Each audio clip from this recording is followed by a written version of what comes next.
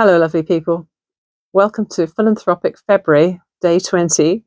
I'm Nicola. This is Stitches and Slapdashery, and I think this is attempt number 5 at starting this video. The first time, the phone decided to just kick me out of the video. I'd been talking for a couple of minutes, so I decided to just start again. And then I fluffed it about 4 more times after that. Oh man. I'm tired. It's been a long day. What can I say?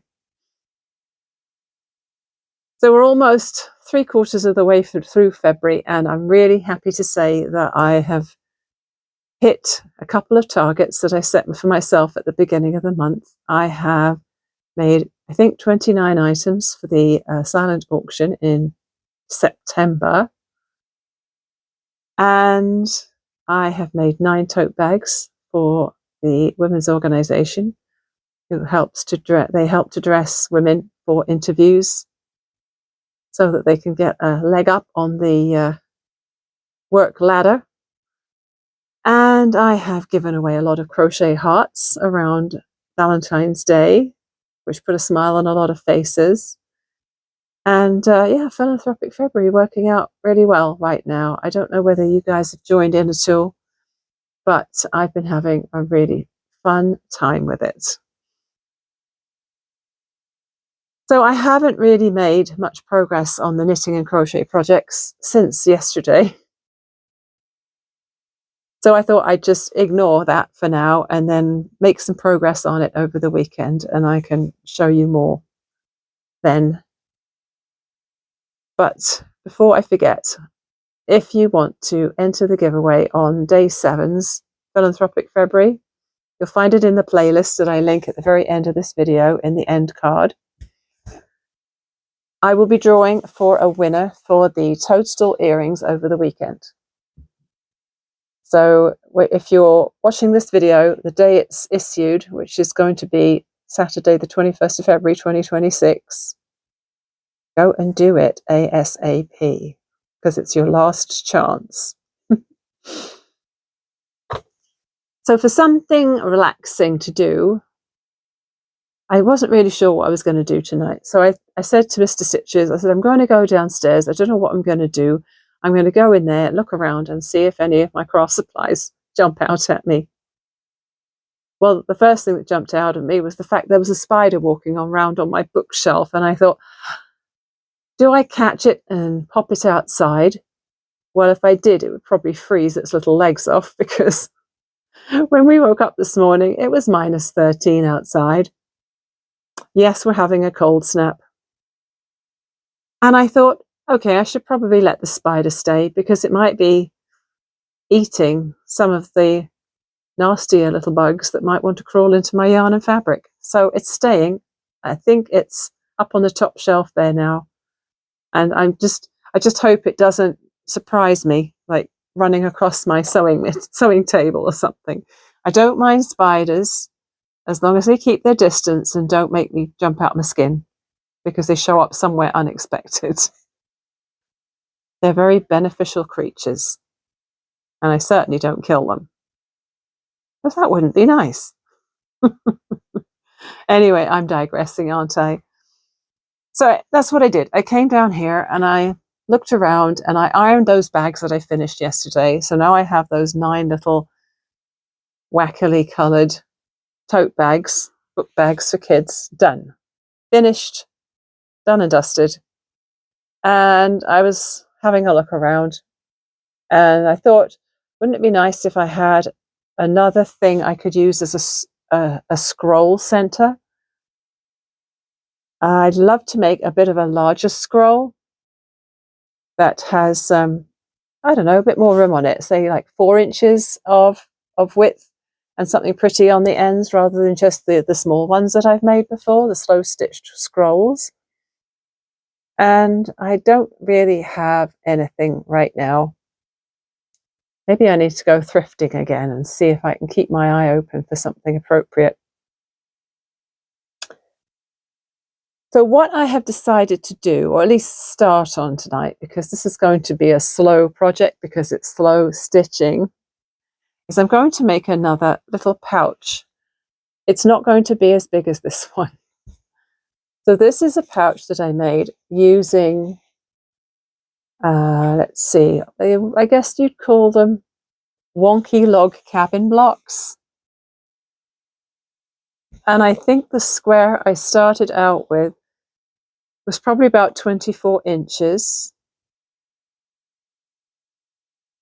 So I made almost like a mini quilt out of, it looks like 9 squares on the back and the same on the front.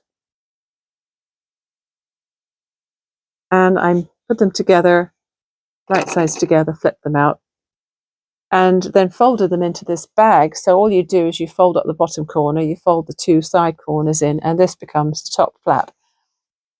And the way I do it is I fold this in half and wrap it round like so. And I thought, well, I don't want to make another one really, really big like this one, slow stitching, because it would take me forever. And even though I do enjoy the slow stitching, I still am an impatient crafter who likes to finish things. So I have cut myself a 12.5-inch piece of TP batting, polyester batting, and I was going to do 12, but I have a 12.5-inch quilting ruler, so I thought, fine, I'll just do 12.5. It might shrink a bit with a lot of stitching, so it allows for a bit of shrinkage. And I should probably see what sort of size that will make. Obviously, I'm going to lose some in seam allowances. Oh yeah, that'll make quite a nice size. So if you can imagine that, like if I fold the 3 corners in and then I fold this top bit down, and if it's going to get rolled, oh my goodness, I can't do this. Doesn't help, my hands are dry and it's catching on there. So it would probably end up being fairly small, like a little sewing pouch or something.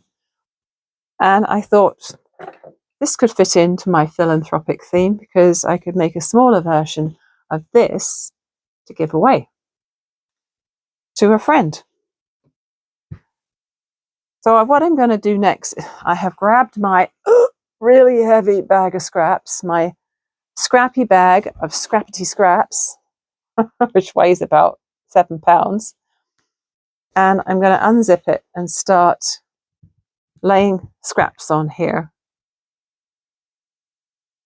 And then what I would have to do is I'll have to baste it all down. So I'll start by building a scrappy base and put a few pins in. Probably put a lot of pins in because there's probably going to be a lot of scraps. And then I'll baste it temporarily while I do the slow stitching so that things don't shift. And then what I probably will do is, if this is going to be a gift, I expect I'll use just a solid piece of fabric for the backing to go as the lining, and the slow stitched piece will obviously be on the outside.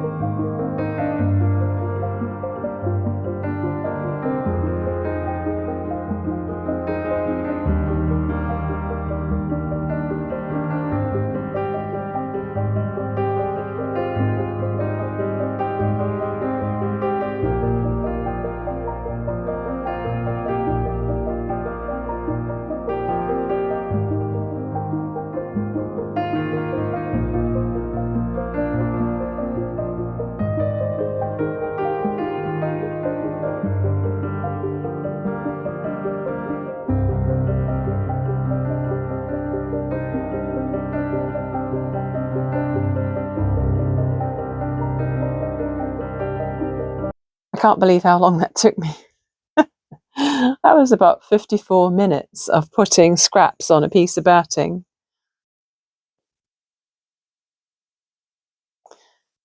I may yet play with the placement. I might do one of those grayscale pictures where I can see if something is looking a little out of place.